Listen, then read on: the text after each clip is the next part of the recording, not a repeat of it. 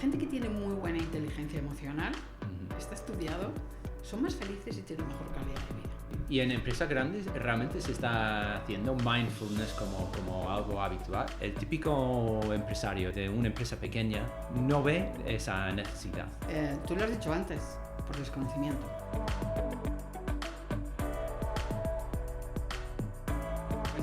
Bienvenido otra vez a nuestro podcast Línea 3 Club Pro, 3 líneas hacia el éxito. El podcast donde hablamos de emprendimiento dentro del espacio de arquitectura y interiorismo. Hoy vamos a hablar del mundo de coaching y tenemos con nosotros Teresa San Juan. Bienvenido. Muchas gracias. Muy agradecida porque me hayáis invitado. Pues estamos encantados de tenerte aquí y pues vamos a hablar sobre todo ese mundo que también conoces tú. Y Rocío nos va a contar un poco sobre quién eres. Sí, y efectivamente hoy tenemos un podcast muy interesante, teníamos muchas ganas de que te sentaras aquí con nosotros, que nos contaras muchas cosas, porque bueno, pues Teresa es psicóloga, es sobre todo especialidad en empresa, es coach ejecutivo, mentora y formadora. Además cuenta con más de 34 años de experiencia en el desarrollo de personas, de talento y de las competencias personales y profesionales de las cuales hablaremos en este podcast. Y una cosa que nos ha llamado mucho la atención es que hablando con ella nos decía: soy una apasionada de mi trabajo, así que aquí he venido a hablar de mi trabajo y bueno, de todo lo que conforma quién es Teresa San Juan. Así que nada, pues vamos a comenzar con ello y para eso pues tenemos como siempre una serie de preguntas rápidas que le hacemos a todos nuestros invitados y vamos a ello, Steven. Pues muy bien, pues nos gusta empezar siempre con unas preguntas rápidas para arrancar. Entonces, dime, ¿cuál es el edificio del mundo que más te gusta a ti? ¿Del mundo?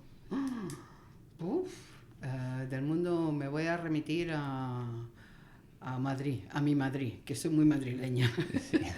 A mí el templo de Devot, no me digas por qué, pero me impactó mucho desde jovencita cuando lo vi.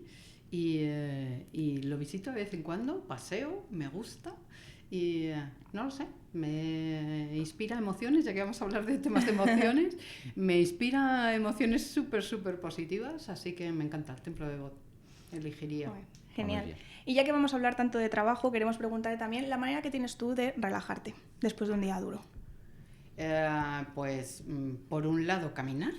Yo creo que es uno de los ejercicios que más relaja. Y cuando puedo por horario, natación. Que también te metes un poco en silencio en el ruido del agua y estás contigo mismo, única y exclusivamente. Y eso me relaja mucho, muchísimo. ¿Y un libro que te haya inspirado? ¿Puedo decirte dos? Sí, pues mira, eso ya es dar valor a los oyentes, ¿no? A nivel profesional, El arte de soplar brasas, que me encantó, de Leonard Walk. Es un libro más para coaches y para gente que está en el mundillo, que está relacionado con todo esto, con las personas y desarrollo de las personas, pero me encantó, fue un libro que me gustó mucho, me impactó y que lo tengo casi como libro de mesilla.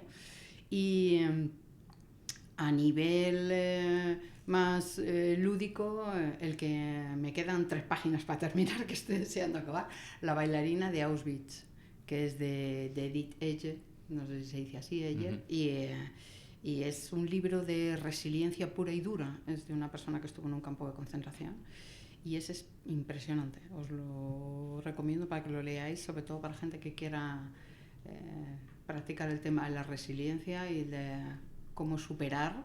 Qué bien, pues 2 más para apuntar a mi lista. Desde luego, sí. Vale, la siguiente pregunta que te hacemos es el rincón favorito de tu vivienda. Soy un amante de las plantas, así que mi cachito de jardín, que es un cachito, pero me encantan las plantas y me gusta ese momento de estar sentada ahí en la butaca mirando las plantitas y mirando el jardín y al aire libre. Me gusta mucho. ¿Y 3 palabras que te definen? Soy una persona empática, bastante empática. Soy una persona extrovertida y abierta. Creo que algo que también me define mucho es el sentido del humor. Y poco más. Si quieres, generosa. Soy generosa en el amplio sentido de la palabra. No generosa a nivel material solo, sino a nivel de darme a los demás, de ese espíritu de servicio. Quizás va con mi carrera de psicóloga que elegí. Sí. Pues yo creo que ahora ya vamos a llegar hasta ahí. Este motivo y el origen de tomar este tipo de decisión y por qué has apostado por esa dirección para tu carrera y tu vida. Y pues nos gusta empezar con cuáles son tus orígenes. ¿Quién eres tú y cuáles son estas experiencias de joven que han forjado la persona que tenemos aquí delante de nosotros?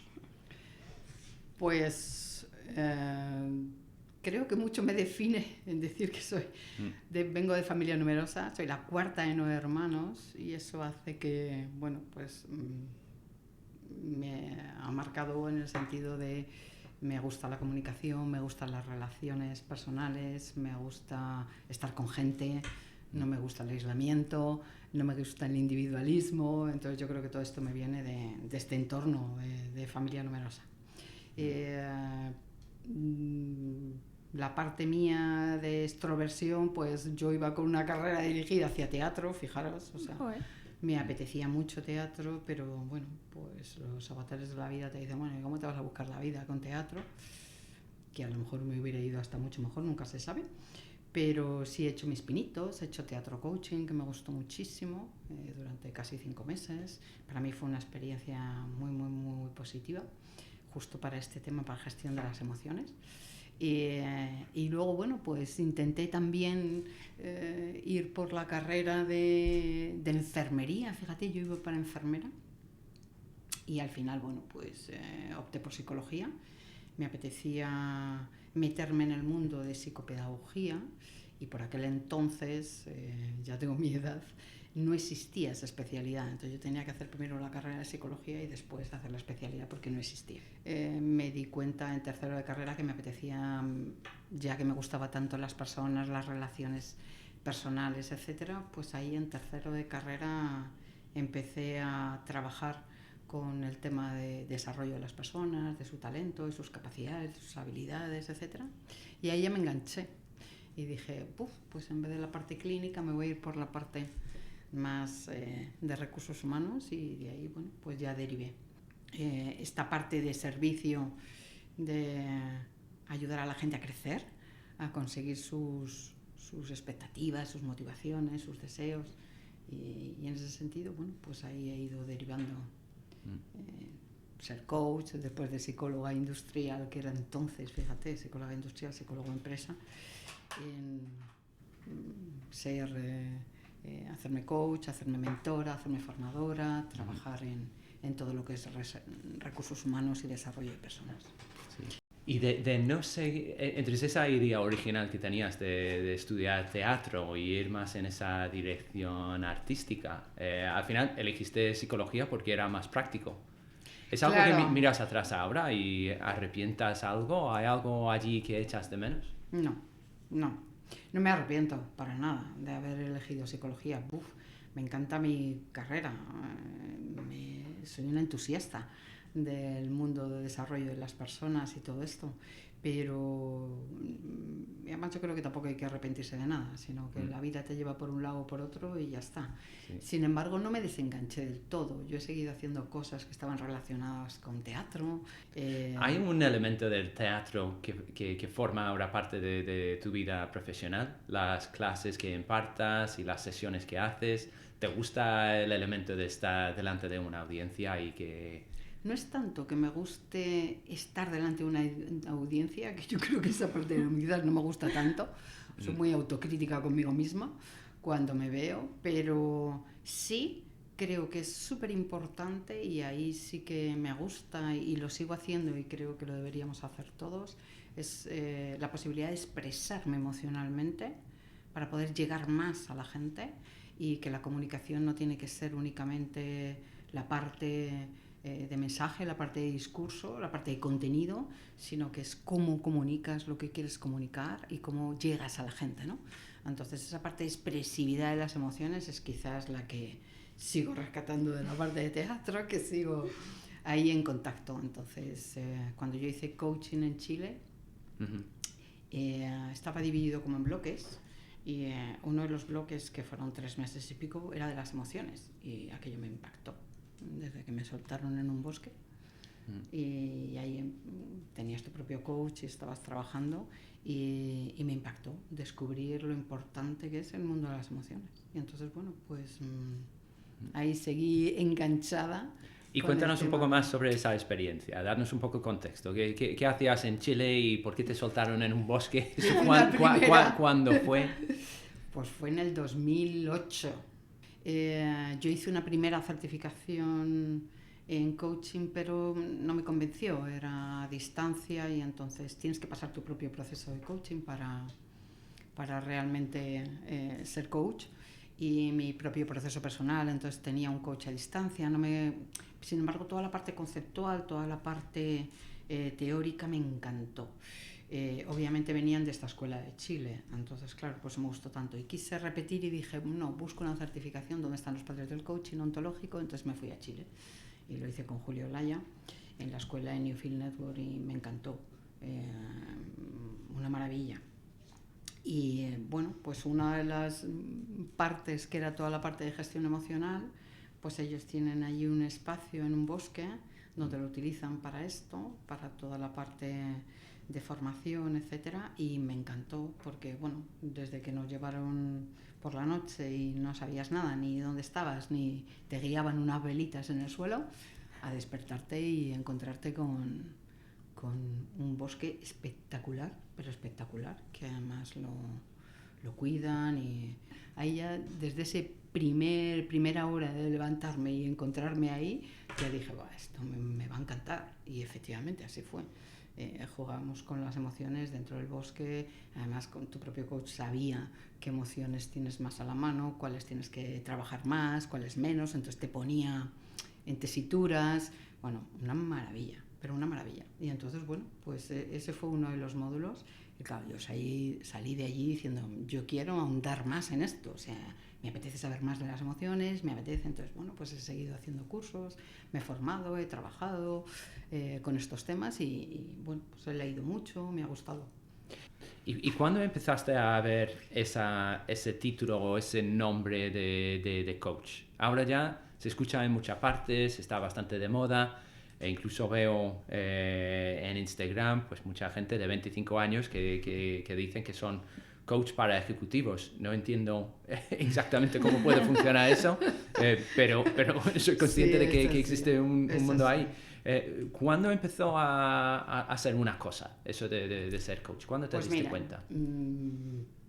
Te das cuenta, y yo lo diría para todos, que la gente hace más coaching del que se cree, sin saber que es coaching, por así decirlo, sin ponerle nombre, ¿vale?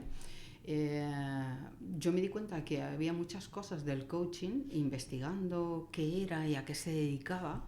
No tenía ese enfoque clínico para nada, era la diferenciación entre el coach y el psicólogo. Entonces yo era psicóloga, pero estaba dedicada a la parte de desarrollo, con lo cual me veía más ubicada como coach a nivel profesional, coach en empresa. Entonces, bueno, pues ahí fue mi especialidad y dije, bueno, pues me apetece hacer esta certificación, me apetece formarme en esto y ahondar un poquito más en qué es esto de ser coach, ¿no? ¿Y qué es? Explícanos, ¿qué hace un coach?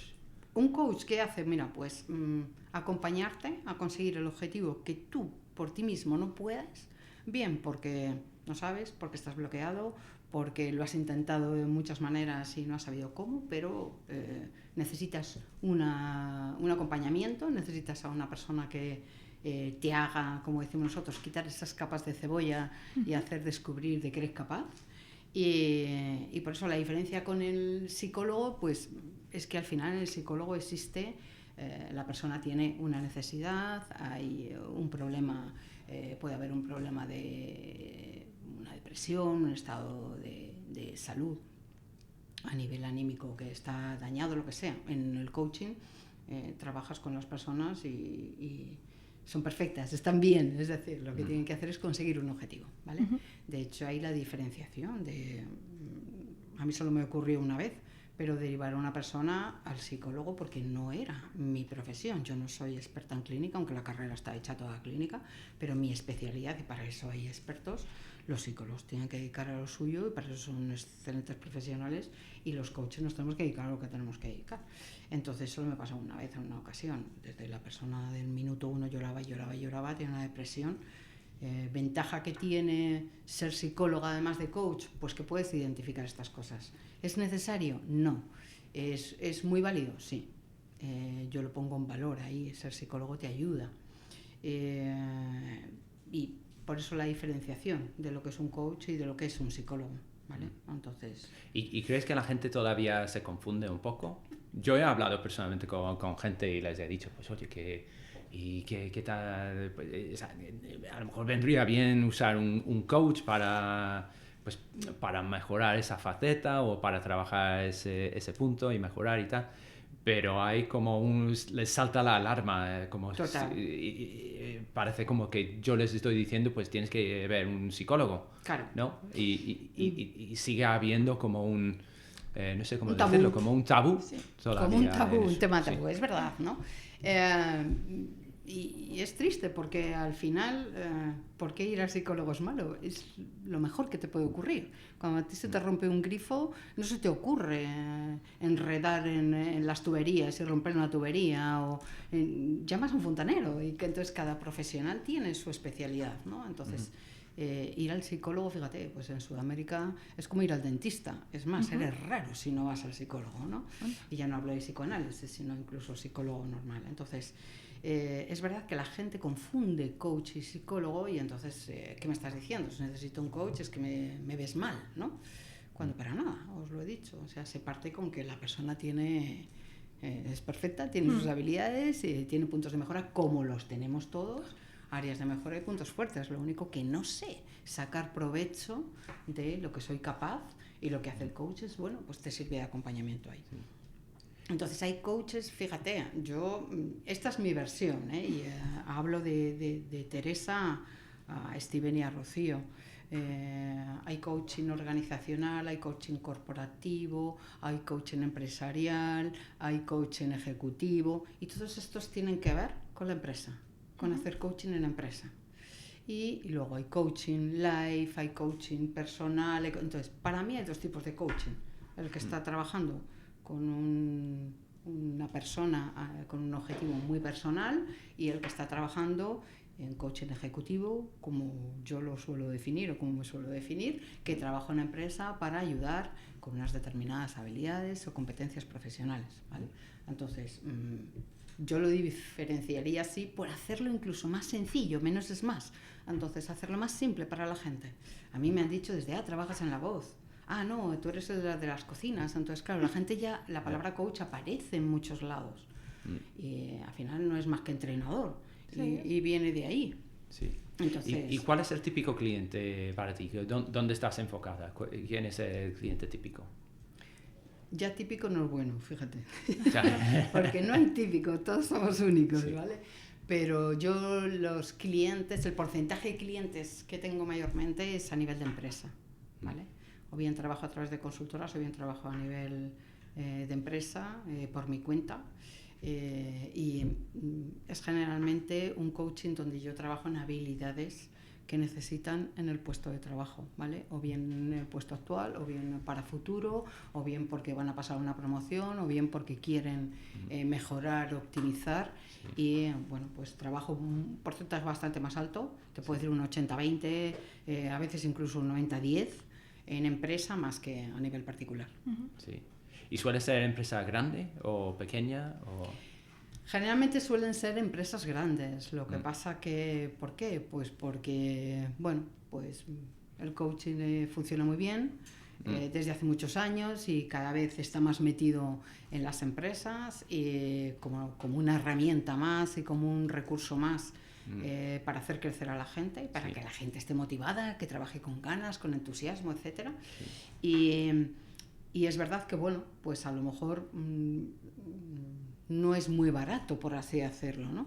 Entonces depende. Yo trabajo con pymes y trabajo con empresas grandes, y trabajo con startups pequeñas, donde, bueno, siguen teniendo una necesidad. Sí, a mí me da igual. El espíritu de servicio y de ganas de trabajar en mi profesión, me da igual si es una startup, si es una pyme o es una empresa grande. Yo lo que tengo delante es una persona. Con mucha inversión, ¿no? Bueno, o no, 30 personas. Yo he trabajado con startups de 30 personas. Y lo que han hecho es o desde el propio CEO de startup que necesitaba, oye, espérate que se me está yendo esto, o desde quiero... Pero lo que son empresas muy pequeñas, pues quizá no lo ves tanto. Y a nivel particular, la gente te contrata, oye, que mi carrera no va donde quiero que vaya, ¿eso lo ves mucho? Sí, muchas veces funciona el boca a boca. ¿El qué? Que tú has trabajado con un profesional en una empresa y te dice, oye, ¿puedes trabajar con mi cuñada? Oye, puedes... etcétera, ¿no? Entonces, ¿qué pasa cuando trabajas? Pues es gente que, oye, mira, pasa un duelo, no consigo arrancar, no sé qué es lo que quiero ahora. Sí, lo ves más común en empresas grandes. Y lo que... Una cosa que me llama la atención y te conté antes y pues nosotros lo hemos visto aquí. Teníamos un invitado aquí en el podcast hace unos meses y la pregunté, oye, ¿y tú usas un coach? Y me miró como si fuese yo un imbécil y me dijo, claro, por supuesto, como era algo tan obvio de que es algo que necesitamos para llegar a ese siguiente nivel. Pero el típico empresario de una empresa pequeña no ve esa necesidad, no lo identifica, no es algo común. ¿Sabe? Que una empresa de 3-5 personas pues le pregunta ¿qué necesitas? Pues necesito una página web. Obviamente necesito una página web. Obviamente tengo que tener una gestoría. ¿Por qué en esa empresa pequeña no es obviamente necesito un coach? Claro. Tú lo has dicho antes, por desconocimiento, porque no sé lo que es un coach y para qué sirve. Gracias a Dios cada vez se sabe más y cada vez, bueno, pues intentamos promover más este tema y ver que es muy útil en empresa, en tu vida, antes de arrancar algo, si quieres, ya sea una carrera, ya sea un negocio, etcétera. Es decir, al final no es más que alguien que te va a ayudar, ¿no? Bueno, pues a descubrirte y a conocerte mejor. Yo siempre digo dos cosas. Todos los jóvenes deberíamos haber pasado, y fíjate, deberíamos, me pongo como joven, pero como cuando era joven, todos deberíamos haber pasado por dos cosas. Una experiencia internacional. Yo creo que todos deberíamos salir. Y yo invito a que, ¿cómo lo voy a dejar fuera 2 años? Más te diría, 1 año. Pues cuando se están enterando de irse al extranjero, de lo que hay fuera, ya se tienen que volver. Por lo menos 2 años. Y tener una experiencia fuera, a nivel internacional, para mí es súper interesante y casi lo pondría medio obligatorio. Valoran lo que tienen en su país, se traen un montón de ideas y de know-how que pueden implantar aquí, que les hace ponerse en valor en una empresa o en un puesto de trabajo. Entonces, se traen un montón de competencias y habilidades ya arrancadas que van a seguir poniendo en práctica. Entonces, hacerlo de joven es súper bueno. Y eso por un lado. Y por otro, todos deberíamos pasar un proceso de coaching personal. ¿Por qué? Pues que es conocerte mejor.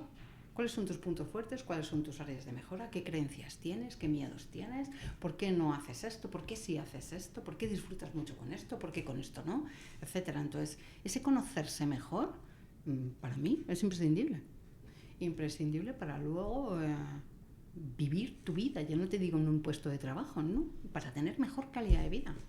Tienes más autocontrol de ti mismo, sabes quién eres, cómo manejar unas situaciones u otras, qué te cuesta más, qué menos, dónde tengo que ahondar más y trabajar más, y bien sea con formación, con mentoring o con coaching, etcétera. Pero al final conocerte mejor sirve para que, bueno, pues tú des mejores resultados o des lo mejor de ti a los demás. Y no me hace falta que sea en entorno laboral, me pongo en entorno familiar y me pongo en entorno social, tanto con amigos como con tu pareja, tus padres, tus hermanos o tus hijos. Entonces, conocerse mejor yo creo que ayuda. Y además es un ejemplo para que bien tus hijos, bien tus amigos, bien los que están a tu alrededor, pues sigan un poco. Oye, ¿por qué eres tan disfrutón? ¿Por qué no sé, quizás porque sé que es lo que me gusta y voy a por ello, ¿no? Y entonces lo peleo. ¿Y notas algunos patrones? A ver, dentro de ese contexto que todos somos un mundo y todos somos únicos, pero ¿notas algunos patrones en el mundo de la empresa pequeña, que es la parte que más nos interesa aquí? Cuando haces coaching y sobre todo con los emprendedores que están en estos en estas empresas pequeñas, quizá en comparación a lo que tienen que han llegado más lejos. ¿Qué es lo que no tenemos nosotros, quienes estamos con empresas pequeñas, que quienes han llegado más lejos sí tienen? Hay patrones y ciertas cosas que notas que, bueno, es que veo que eso ya falta en la gente con frecuencia. Cuando dices con patrones con respecto a los que han llegado más lejos en una empresa más grande, ¿a eso te refieres? ¿O han llegado más lejos en que han hecho coaching? No. ¿Qué es lo que puede frenar la empresa pequeña? O sea, porque mucho tiene que ver con el liderazgo que existe en una empresa pequeña, y entonces, ¿qué es lo que...? A lo mejor hay etapas, y lo que es esencial para llegar a un nivel de empresa, yo qué sé, de 5 o 6 personas, y luego ya otra siguiente etapa para llegar hasta 25 o 30, y luego el siguiente. No sé si hay como, pues eso, patrones, tanto elementos que falta en la gente como habilidades que suele existir en ese grupo para liderar y empujar a otro nivel. Fíjate, yo no lo diría tanto como patrones, que parece que solo encasilla mucho, que parece que todo ya hay un procedimiento, un proceso, un patrón, una normativa, o como parece que lo encuadra o lo encasilla, sino más como lo que tú has dicho, habilidades, ¿vale? Es decir, hay objetivos diferentes, se encuentran más en pymes o en pequeñas empresas, objetivos que van más encaminados a qué, a cómo motivarme y no frustrarme. ¿Por qué? Cuando veo que se me puede hundir o que se me está cayendo, ¿cómo puedo conseguir ser más resiliente? ¿Cómo puedo adaptar a la gente a cambio? Es decir, a que de repente estábamos haciendo A y, señores, y el propio emprendedor o el propio dueño de la startup dice, ojo, hay que girar y hay que ir a B. ¿Y ahora cómo hago para convencer o meter en el cambio a la gente? Para que, no, pues que ya iba por aquí y ahora qué hago para cambiar, etcétera. Sí te puedes encontrar más ese tipo de habilidades, ¿no? Que a lo mejor una empresa donde está ya más estable, donde lo que se trabaja son habilidades que van mucho más encaminados con lo que es la carrera profesional de la persona, desde el liderazgo, cuando ponen gente a su cargo, desde cómo pueden ahora gestionar mejor su tiempo, desde cómo pueden tomar decisiones mejor, cómo pueden ser más influyentes, cómo pueden trabajar una comunicación distinta, etcétera. Al final, si lo piensas, Steven, somos todos personas haciendo cosas para conseguir cosas. Entonces, me da igual que seas de una pyme, me da igual que seas de una grande o que seas de una que no tengas empresa, por así decirlo. ¿Por qué? Porque al final todos somos seres que tenemos unas necesidades, somos seres emocionales y necesitamos cubrir estas necesidades nuestras. Unas son más técnicas, otras son más personales y profesionales, y otras están más relacionadas con expectativas a futuro, con nuestra vida fuera del mundo laboral, etcétera. Pero bueno, tal y como está organizada la sociedad hoy en día, si tú quieres tener una casa y si quieres tener determinadas cosas para tener una calidad de vida determinada, pues necesitas dinero, y para necesitas un trabajo. Entonces, bueno, va encaminado ahí. Lo que pasa que, bueno, lo bueno es que escojas aquello que te haga sentirte más entusiasmado, donde disfrutes más, donde te encuentres más entusiasta y donde te permita estar motivado para sacar adelante. De hecho, cuando hacemos cosas, cuando estamos muy motivados, no solo las hacemos bien, sino que nos recreamos. Es decir, al final innovas, intentas optimizar. ¿Por qué? Porque estás disfrutando. Eso es cuando estás haciendo algo que te gusta mucho. No puede ser que lleve 3 horas. Llevo 3 horas sentado haciendo esto, pero ¿cómo se me ha ido el tiempo? Sí. ¿Por qué? Porque lo disfrutas. Entonces, cuando lo disfrutas, no solo ejecutas sota, caballo, rey, no, te gusta ir más allá, y si le cambio esto, y si le pongo esto otro, etcétera. Yo recuerdo que yo como hobby tenía manualidades, he estado muchos años haciendo manualidades, y me encantaba. Yo no era consciente de lo que disfrutaba hasta que una vez la profesora me dijo, ¿cómo te gusta esto de las manualidades? Digo, sí, porque me ves que hago muchas cosas y tal. Y me decían, no, porque canturreas. Digo, ¿cómo? Sí, porque estás... Entonces canturreas, se te ve que estás disfrutando tanto. Sí. Dice que me encanta, ¿no? Pero es verdad que se me pasaban las horas y nunca me olvidaré el día que me dijo, Teresa, ¿me puedes traer esas tijeras de allí? Yo me levanté a coger las tijeras y al ir a sentarme me dijo, quieta. Y ahora mira lo que estaba haciendo una teja, ¿no? Estaba decorando una teja. Y de repente miré y dije, ¡ah! ¡Qué cargada está! Dice, claro, estás tan metida que si no coges esa perspectiva no te vas a dar cuenta. Y esto pasa cuando uno está muy metido en algo, disfrutándolo mucho, hay que parar, hay que dar un paso atrás, hay que mirarlo, hay que observarlo, hay que poner esa visión, ¿no? Porque yo me di cuenta que ¡buf! Voy a quitar esto y esto, pero hasta que no me levanté y lo vi desde fuera, ¿no? Porque si no estás tan metido ahí. Entonces yo creo que en esta vida hay que disfrutar con lo que haces, hagas lo que hagas, sea de trabajo, ¿no? Pero si no disfrutamos, apaga y vámonos. Y tampoco es vivir happy flower, que a mí no me gusta, porque luego hay una realidad, pero que el porcentaje más alto del tiempo siempre hay una parte que no podemos controlar y que no depende de nosotros y que depende de factores externos. Y hay temas de salud, y hay temas de familia, y hay temas de que no puedes controlar, de accidentes, lo que sea. Entonces al final, bueno, siempre va a haber una parte que no es de tu gusto, pero que haya un porcentaje al menos lo suficientemente alto como para decir, estoy a gusto con lo que hago, disfruto, y que no sea un lunes, un viernes todos los días. ¿Tenemos derecho a que el lunes sea un viernes? Tenemos derecho, pero cuando te pase muy a menudo, ojo, pon la antena. Necesitas un cambio, necesitas hacer algo diferente, necesitas... bueno. ¿Y cómo identificamos ese problema? ¿Cómo identificamos si es, bueno, es normal que tengo días malos? A ver, claro. por por porcentajes. Pensamos que, bueno, hagas lo que hagas, 10% de tu tiempo tiene que ser el peor 10% de tu tiempo. Eso significa que prácticamente una vez a la semana vas a tener un día malo, que es normal. ¿Cómo identificamos que algo normal frente a, oye, que eso no es para mí, no estoy haciendo lo que quiero, lo que quiero? ¿Cómo podemos identificar qué es lo que queramos y cuáles son nuestros objetivos en la vida? Pues mucho te lo va a dar esto, las emociones, tu estado de ánimo. Es decir, si yo llego a un punto en el que... de hecho, ¿por qué la gente ambiciona y quiere crecer? Porque ya no aprende más, porque ya no le aporta más aprendizaje lo que está haciendo, pero le sale bien y tiene muy buenos resultados, perfecto, pero ya no aprendo más, ya sé hacerlo. Entonces, ahí llegas en un punto en el que hago lo mismo, se me da bien y claro, me siguen dando más, pero sigo haciendo más de lo mismo.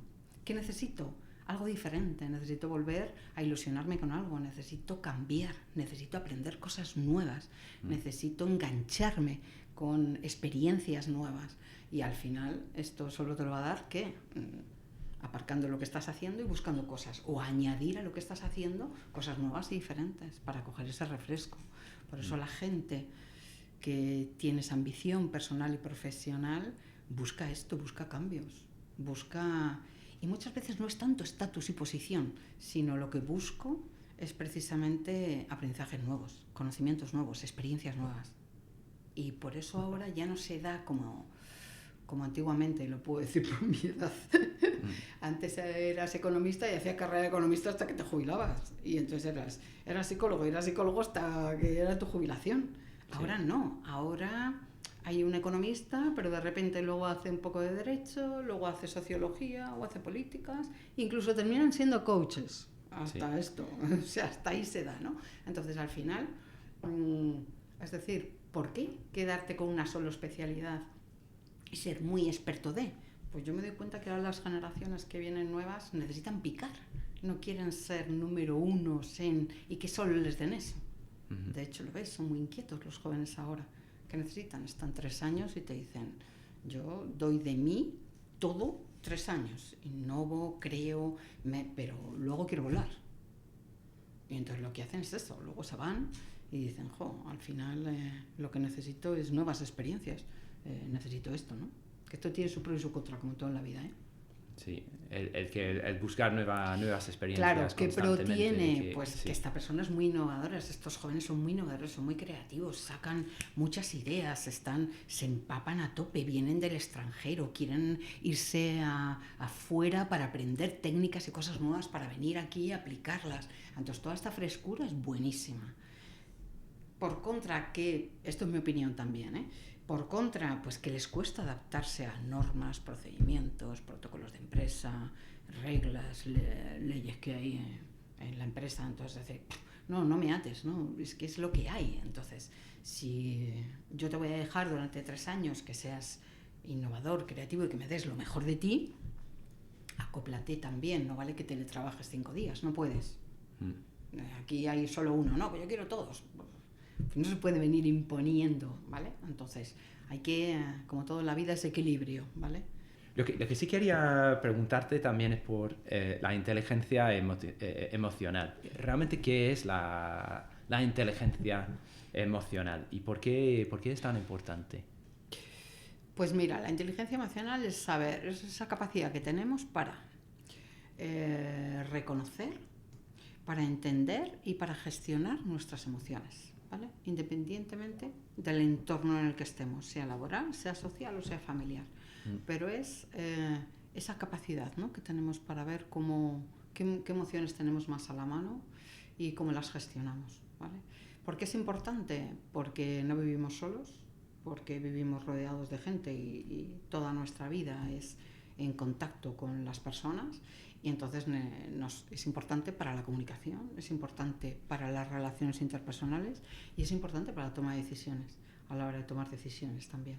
Entonces, la inteligencia emocional, pues fíjate, cuando yo arrancaba en selección de personal, a mí me decían, tienes que medir inteligencia para este puesto. Estuve muchísimos años haciendo selección de personal y medía la inteligencia. ¿Cómo la medía? Desde la lógica y desde la parte más cognitiva. Es decir, ¿qué hacía? Medía razonamiento abstracto, razonamiento espacial, razonamiento verbal, cálculo numérico, test psicotécnicos. Entonces, esto, si salían bien en los test, tiene buena inteligencia.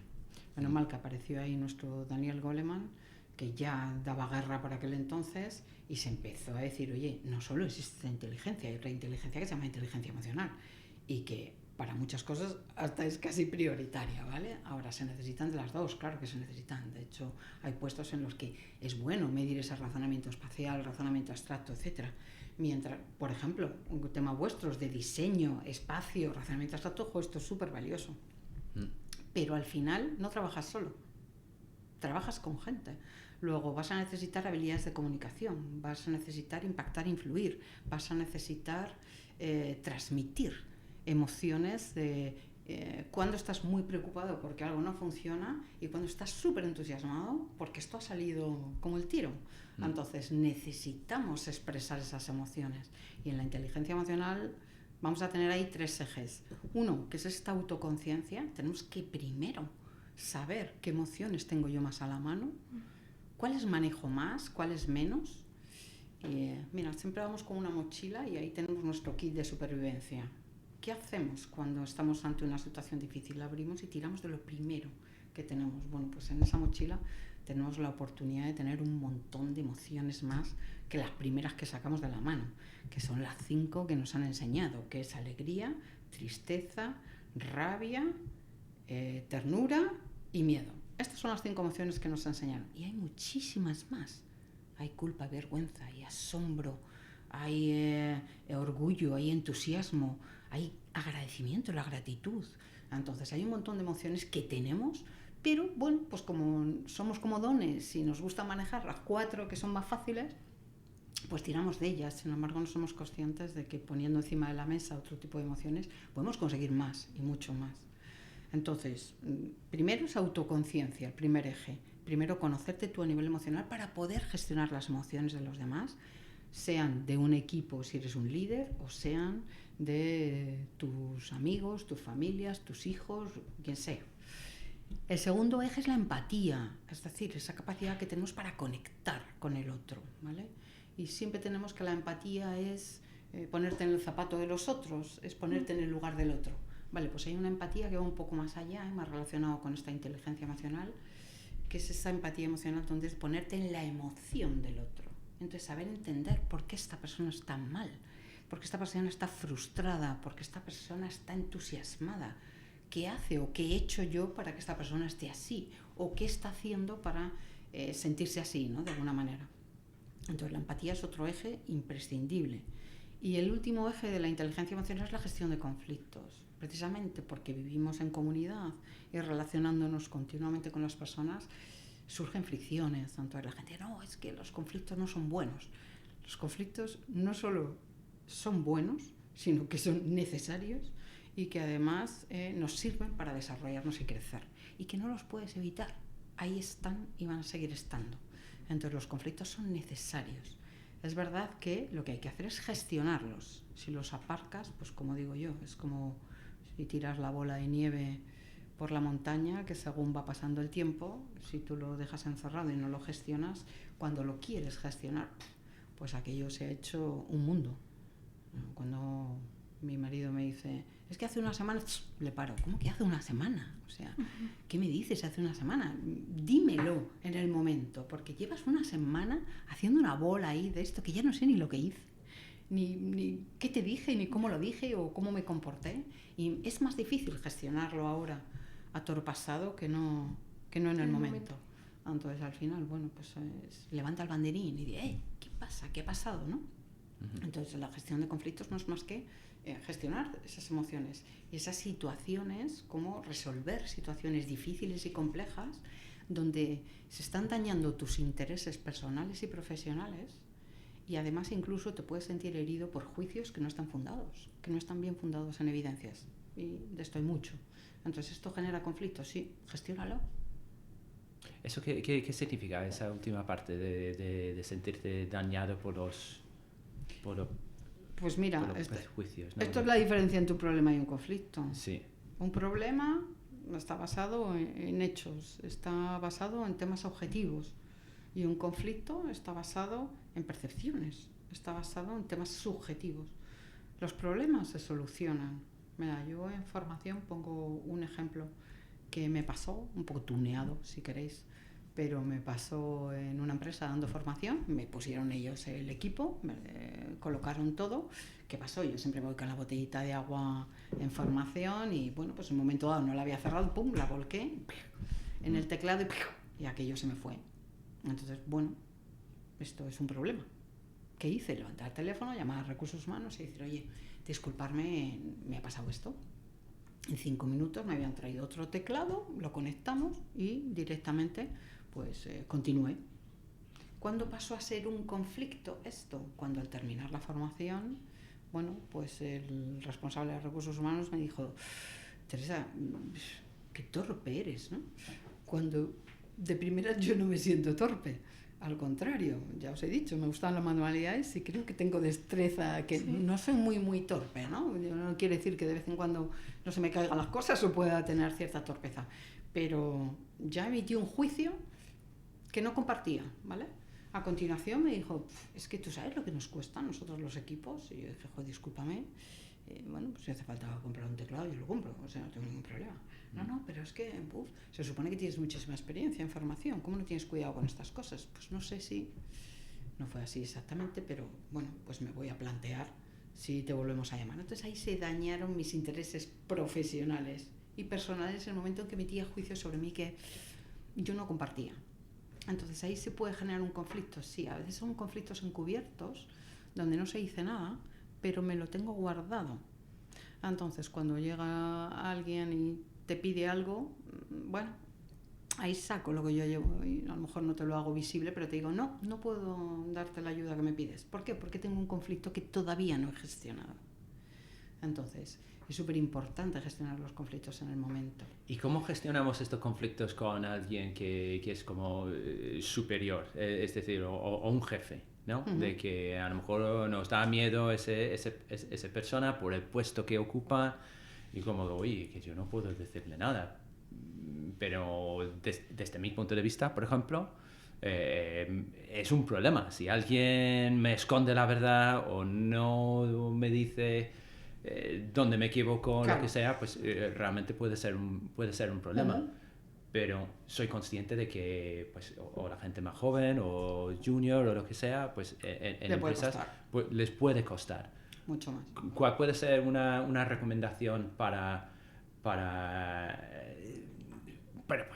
gestionar ese conflicto? De decir a una persona que es más superior dentro de una organización, Claro. que se han equivocado o de que lo están haciendo algo mal o simplemente no estás a gusto con lo que hacen. Claro. Pues Fina, tiene mucho que ver con el tema de inteligencia emocional, como te decía. ¿Por qué? A la persona que le diría, exprésate.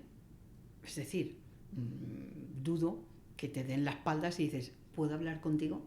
Y decirte qué es lo que me está pasando. Es decir, me dijiste esto o pasó esto el otro día, yo me sentí así. No quiere decir que lo que el otro hizo estuvo mal o no es real o lo que quieras, pero has hecho sentir así a la persona, ¿no? Entonces de alguna manera hay que gestionarlo. Y cómo se siente uno, eso es de cada uno y además es responsable de su gestión emocional. Nadie va a venir a gestionarte tus emociones, no, lo tiene que hacer cada uno. Somos responsables de nuestra estabilidad emocional. Entonces lo primero que le diría, háblalo, exteriorízalo. Las emociones hay que exteriorizarlas. Si no las exteriorizamos, ellas van a salir. ¿Cómo? Por la salud. Y se van a somatizar. Entonces, las emociones que se quedan mal, que se quedan enquistadas, que no se liberan, por así decirlo, pues al final te van a salir por manchas en la piel, pupas en la boca, que puede ser por un golpe de fiebre, o bien hay un problema emocional, por una úlcera de estómago, y si la mantienes mucho en el tiempo, una angina de pecho, un infarto. Es que puede haber un montón de cosas, insomnio, etcétera. Entonces, las emociones hay que gestionarlas, hay que exteriorizarlas, ¿vale? Entonces, 1, háblalo. 2, estudia y analiza qué es lo que te pasa a ti ante este tipo de situaciones. ¿Qué tienes que hacer? ¿Cómo tienes que hacer para que no te afecte? ¿Vale? O bien lo puedes hacer a través de, pues puede ser con un profesional, o bien puedes pedir formación en temas de gestión de las emociones, o puedes pedir mentoring, o etcétera. ¿Qué le diría a la otra persona, al líder? Le diría, ¿qué crees que está pasando para que esta persona no tenga la confianza de ir a hablar contigo? ¿Qué ocurre, no? Entonces, ¿qué espacio tienes que generar ahí para que yo me sienta cómodo? Porque puedo hablar contigo, porque me das esa confianza, porque eres una persona que escuchas, porque eres una persona que me puedes entender, etc. Incluso me puedes hacer ver que yo estaba equivocado en sentirme así cuando lo que había ocurrido iba por otro lado. Bueno, pues gestiónalo. Y más específicamente, una cosa que a mí me llama la atención luego ya, quizá eso ya vuelve a ser más un tema de gente más joven, pues como que no saben hablarlo. Que cosas muy básicas. Primero tiene que ser en privado, ¿no? Totalmente. Muy buena. No hacerlo de una forma enfadado. Pensarlo antes. De que si tienes algo que decir, pues ensayarlo y practicarlo antes y seguramente sale mejor, ¿no? Totalmente. De escribir algo, pues el típico, como un capítulo de Los Simpsons que Homer se pone a escribir cosas y envía cartas cuando está enfadado. Bueno, hay que dejarlo, espera hasta el día siguiente, lo lees otra vez y a ver si ha sido un poco fuerte, ¿no? Eso sí. Y además, de hecho, fíjate que tener la capacidad... La gente que tiene muy buena inteligencia emocional, está estudiado, son más felices y tienen mejor calidad de vida, ¿vale? Y si una de las patas de la inteligencia emocional es primero tener esa autoconciencia de qué emociones me afectan a mí más, cuáles manejo mejor, cuáles no saco a flote, etcétera, eso, ¿cómo lo haces? Analizando primero qué me dijo, qué pasó, cómo reaccioné yo, qué me pasa ante situaciones similares si reacciono exactamente igual, por qué yo no gestiono bien esto, etcétera. Y luego tener la naturalidad y la espontaneidad de decir, me gustaría hablar contigo de qué es lo que ha pasado en esta situación, ¿no? Entonces tener esa libertad de poder decir, oye, quiero hablar contigo, porque si yo no puedo comunicarme con mi jefe o con mis compañeros o con mi equipo, me lo llevo. Entonces vivimos en un mundo en el que estamos en continua comunicación. ¿Siempre es verbal? No, a veces es escrita, como dices tú. Si estás en caliente, no mandes el mail. Escríbelo y dice, no, es que en el mail no se pueden transmitir emociones. ¿Que no? Pon mayúsculas, pon admiraciones, que sea la última vez en rojo. ¿Eso no es transmitir emociones? Sí. Y dices, bueno, se puede transmitir. Y muchas veces no es tanto lo que quieres transmitir, sino cómo está la persona que lo está leyendo a nivel emocional. Sí. Porque a lo mejor yo pongo, oye, no me gustó, pero lo dije de una forma muy natural, pero el otro viene de tener un problema con un compañero, con la pareja, con lo que sea, y leo el mail encima, fíjate lo que me dice, y entonces no es tanto a veces lo que pongo, sino cómo está la persona. Entonces, obviamente lo que dices tú, es párate, espera un momento, no seamos explosivos. De hecho, una de las claves de gestión de las emociones es equilibrar el ni es por exceso ni por defecto, ni me las trago todas las emociones, esto no funciona, enfermas, ni la exteriorizo de forma tan extralimitada que al final la vomito, como digo yo, ¿no? Exploto, soy impulsivo, ahí no te va a salir bien. Te va a salir la parte más reaccionaria, no la vas a pensar y lo que haces es explotar y probablemente luego te salga mal y te arrepientas de haber explotado así. Ahora, necesitamos liberarla, sí, pero hace un término medio. ¿Y qué cosas prácticas podemos hacer o puedo hacer yo entonces para gestionar esa emoción? Si alguien pues, me manda un email, todo en mayúsculas. Steven, que sea la última vez que me pidas que llegue a mi hora, porque estoy harto de ti y que siempre me estás llamando fuera de... yo qué sé. Y me mandan además sería pues a lo mejor un email de 4 páginas, que eso me hierve la sangre cuando alguien me manda emails que son más de 4 líneas. Claro. No tengo tiempo. Claro. Y entonces estoy en ese momento, ¿no? Estoy súper enfadado y tal. Y de que además tengo a alguien que no controla sus emociones, porque muchas veces no han leído el mismo guión que yo. No hay autocontrol. Y no hay autocontrol de la otra parte. Yo como líder también, ¿cuál es la cosa práctica que puedo emplear para no explotar? Sí. Primero, no contestes inmediatamente a ese mail. No contestes, levántate, date una vuelta. ¿Qué te diría? Y funciona muy bien. Respira. Respira hondo. Sí. Una manera de gestionar las emociones que no son tan agradables. Y fijaros, no hay emociones positivas o negativas. Las negativas no existen, son todas positivas. Todas son válidas, ¿vale? Tan válida es la rabia como la tristeza, como la alegría, como el entusiasmo, o sea, son igualmente válidas. Todas nos sirven para aprender y para crecer, pero date una vuelta y respira y haz respiraciones. No voy a contestar ahora, lo que voy a hacer es calmarme, porque al final la emoción es una reacción fisiológica. ¿Ante qué? Ante un estímulo. En el momento en que a ti te quitan el estímulo, es temporal, se te quita la reacción. Yo ahora mismo te pego un susto y pues yo qué sé, porque me pinto como un fantasma y te pego un susto. Entonces en el momento, ¡buah!, tú te asustas, pero si yo me quito la sábana, obviamente se te va. La emoción del miedo totalmente desaparece. En cuanto le quito el estímulo que la provocó, obviamente desaparece. Sal del mail, es decir, levántate. ¿Sabes esto que decían las abuelas de cuenta hasta 10? Cuenta hasta 10, benditas...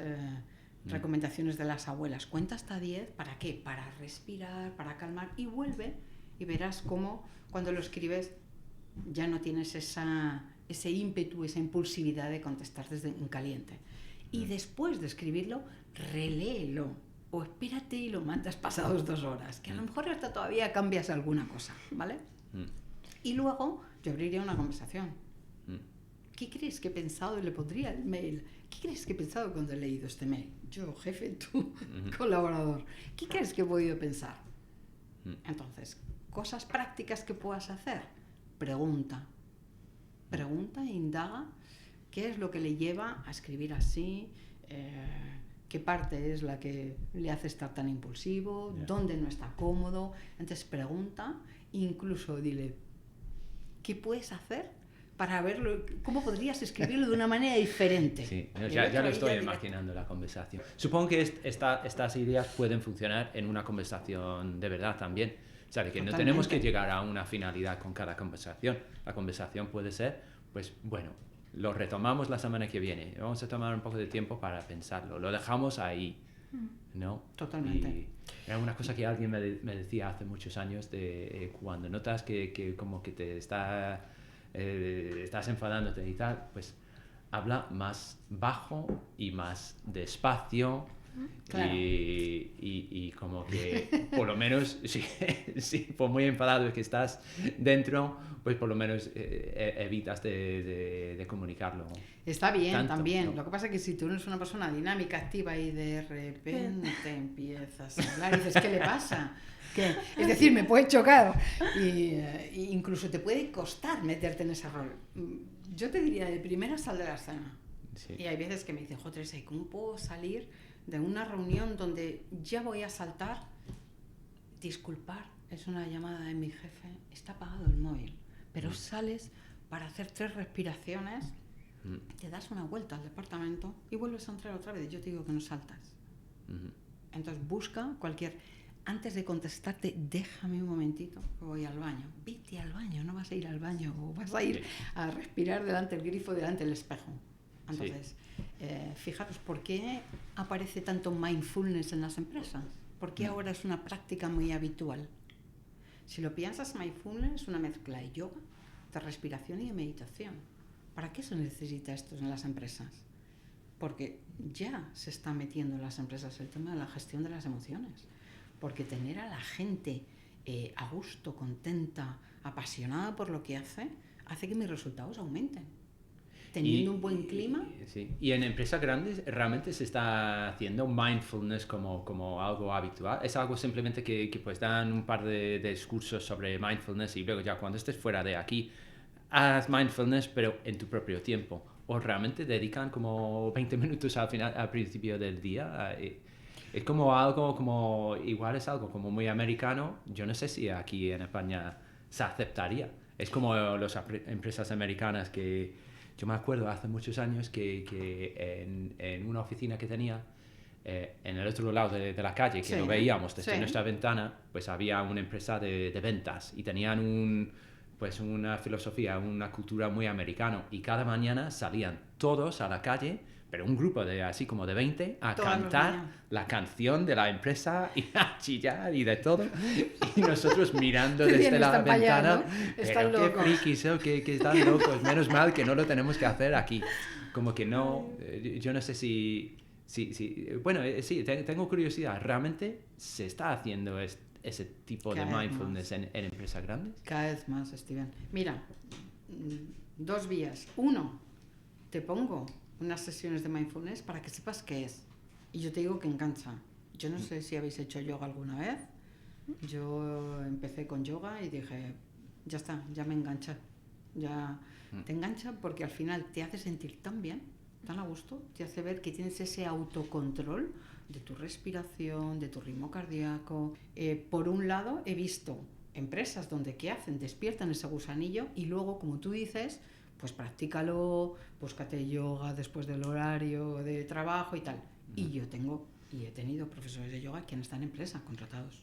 Sí. Y 3 veces por semana. Entonces hacen mindfulness con los directivos, con mandos intermedios y con técnicos.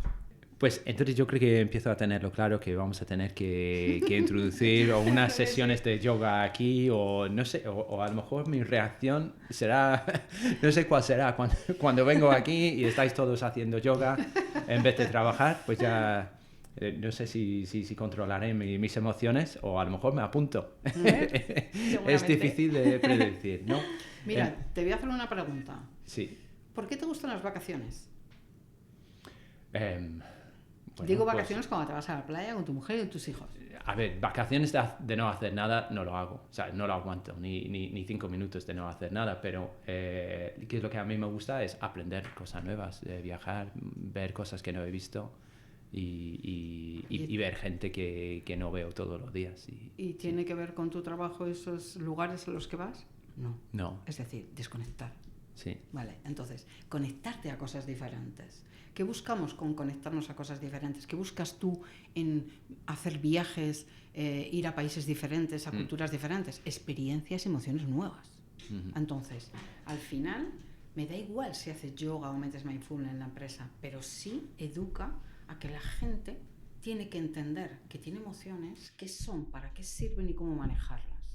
Entonces, hazlo a través de formación, hazlo a través de mentoring, como quieras, pero al final te enganchas a que todos los días, ¿quién no tiene? Y si no lo tienes un problema, 10 minutos para parar, o por la noche, o por la mañana cuando te levantas.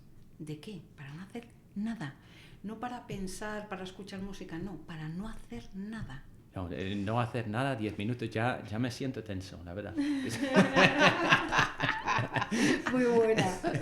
Pues mira, pruébalo porque lo vamos a hacer. Descubrirás algo nuevo.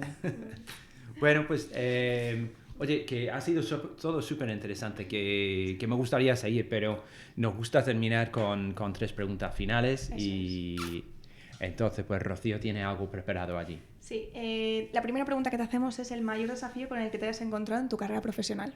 Teresa. Destacaré uno, sin decir la persona, donde tuve que trabajar para que consiguiera un objetivo muy importante para él. Tuve que trabajar en su comunicación no verbal y comunicación paraverbal. Era una persona que en las formas de la comunicación era muy, muy apagado, muy tímido, no conseguía vender lo que había hecho, era brillante en su trabajo y no conseguía sacar adelante porque no conseguía venderse a sí mismo, vender todo lo que sabía y todo lo que tenía en la cabeza. Era una persona que te hablaba con la cabeza hacia abajo, con las manos en los bolsillos porque no sabía qué hacer con las manos, y en un tono bajo, muy bajo. Entonces necesitaba en un tiempo, tenía que hacer una presentación muy importante para su vida, quiero mantener la confidencialidad, por eso evito algunas palabras, y trabajamos 4 meses y medio. Era uno de los coaches que he tenido que más se ha comprometido con su objetivo. Trabajaba día tras día durante esos 4 meses y medio. Cuando me hizo la presentación a mí, que generamos el entorno para verlo, cuando me hizo la presentación solté el boli, se me caía el mentón y dije, o sea, eres otra persona. Consiguió saber expresarse y saber transmitir lo que le gustaba el trabajo que estaba haciendo y lo que le entusiasmaba hacer ese tipo de tareas, ¿no? Y lo supo hacer conectándose con las emociones. Maravilla. Él lo hizo. La siguiente pregunta que te hago es el gran aprendizaje que te llevas en tu andadura hacia el éxito. El aprendizaje es al final, tienes que disfrutar con lo que haces. Y me da igual el entorno, ¿eh? Me da igual si estamos hablando en familia, si estamos hablando a nivel social, si estamos hablando a nivel laboral. Disfruta con lo que haces. Si disfrutas, sacarás partido a ti mismo y además te llevarás calidad de vida. Te apetecerá seguir haciendo más de lo que haces. Habrá veces que tenemos que hacer cosas que nos gustan, por supuesto. Ahí está el Pareto 80-20, pero que no sea al revés. Que yo tenga el 20% de cosas que hago que me gustan y me entusiasman y un 80% que cumplo, me veo obligado. Entonces llegarás al hastío, necesitarás un cambio, no estarás dando todo lo mejor de ti. Entonces dale la vuelta. Y si no sabes, pide ayuda. Y di, oye, ¿cómo puedo hacer para motivarme más en el trabajo o para sacar emociones que no sean alegría, tristeza, rabia, miedo y ternura, sino que sean además orgullo, agradecimiento, entusiasmo, pasión? Y ya la última pregunta que te hacemos es que si pudieras volver a tu pasado, a tu yo de 16, 18 años, ¿qué consejo le darías para llegar a donde estás ahora? 16, 18 años, ¿quién pillara esa edad? Qué bueno. Persigue tu sueño. Y si luego al final no lo consigues, no pasa nada, créate otro nuevo. Las circunstancias te habrán llevado y hay veces que hay cosas de la vida que no te permiten perseguir tu sueño. Entonces decir, querer es poder. No siempre, pero querer es el primer paso para poder. Qué maravilla, con lo que hemos terminado el podcast. Pues Teresa, esto ha sido todo. Ha sido un Gracias placer, ¿verdad? Un placer para mí. Sí, pues muchísimas gracias por el tiempo y por venir y por compartir tanto. Gracias a vosotros. Pues bueno, y ya nos veremos otro día en nuestro podcast. Eso es. Muchas gracias, Un placer. por formar parte Encantada. de 3. Muchas gracias a los dos.